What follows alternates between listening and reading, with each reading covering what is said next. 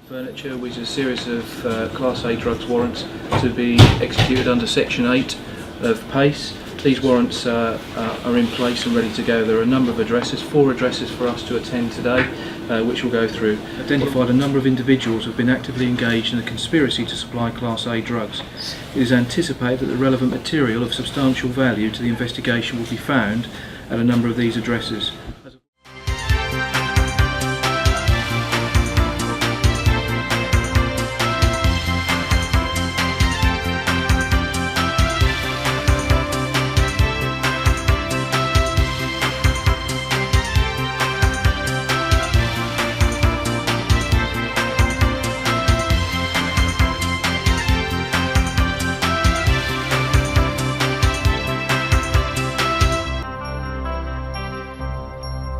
Why did you want to be here today?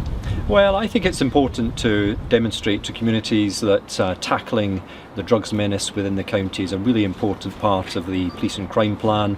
The whole team is behind this, and if the community give us the information, just give us anything they know about people who might be causing crime, particularly dealing in drugs in their locality, then we will turn up and we will deal with those offenders. So it's a real message of confidence this morning, and as Chief Constable I wanted to underpin that message.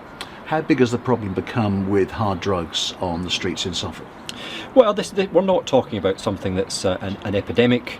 We need to ensure that the community are prepared to give us the information that they've got, and we can respond to that very quickly. And of course, dealing in Class A drugs, serious offence in its own right, but what we do know is that when people get addicted to those drugs, they are at risk of committing crime. That then causes greater disruption to the community. So we're on top of it, but we need to keep that relationship going with local communities. And I know following the trail of this investigation has taken the team to London. How big a worry is that, the drugs and the teams may be moving out of London and targeting places like Ipswich? Well, the supply of drugs has got to come from somewhere, and as with any county that is relatively close to the border of a metropolitan area, then we're going to have to work very closely with colleagues in those metropolitan areas to make sure we can understand that supply. But the operation that we've had yesterday and today, so that's a total of 17 warrants that we'll be executing. A number of people already in custody, a number of people being charged, means that effectively we have, for the time being, closed that supply of drugs coming from London. Is there a worry from your point of view that maybe these gangs see this place as a bit of a soft touch?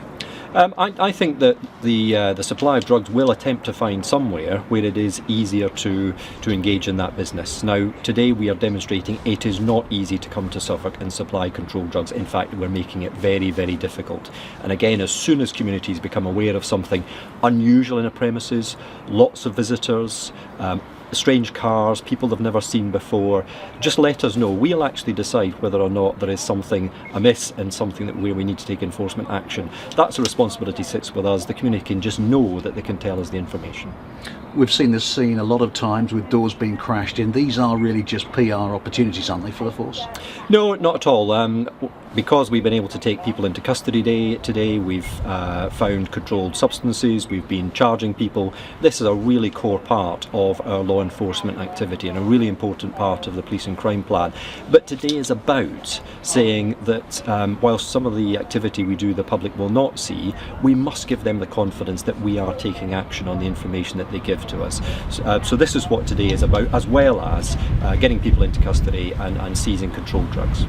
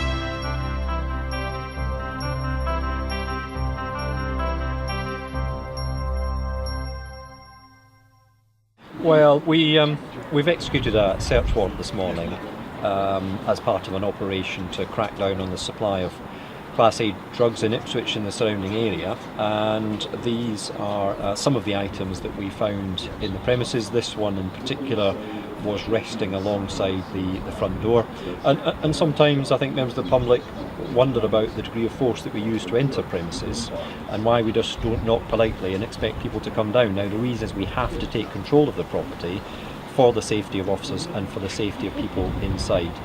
There's nothing to say that the people intended to use this article against the police, but they wouldn't necessarily know who was entering their property this morning. But I think the message is we've all got to have an opinion about the supply of illegal drugs within our communities. It causes a lot of crime and a lot of heartache for the people who end up becoming dependent upon those controlled drugs.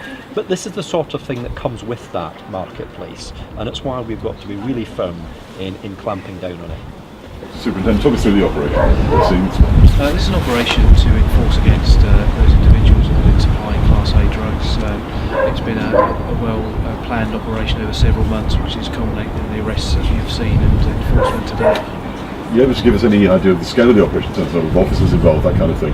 There's been over 20 officers involved today, working tirelessly to bring this to fruition. So it's a process that we go through, that you've seen the enforcement phase, then there'll be some officers who will deal with the interview phase back at the custody facility. And clearly a lot of hard work has gone into this. Does this begin with information from the public? Absolutely, we rely totally on the information that we receive from the public, and we work around the information that's received to bring this to fruition, as you've seen today. I mean, the first thing your colleagues found when they went in there was an ugly looking machete. I mean, is that a stark image of the reality of the drugs trade? It is a stark image, but again, it's there for, we've dealt with it, our officers are protecting, and it's about us going through and enforcing the situation that we found ourselves in, so it was safe for us to do so.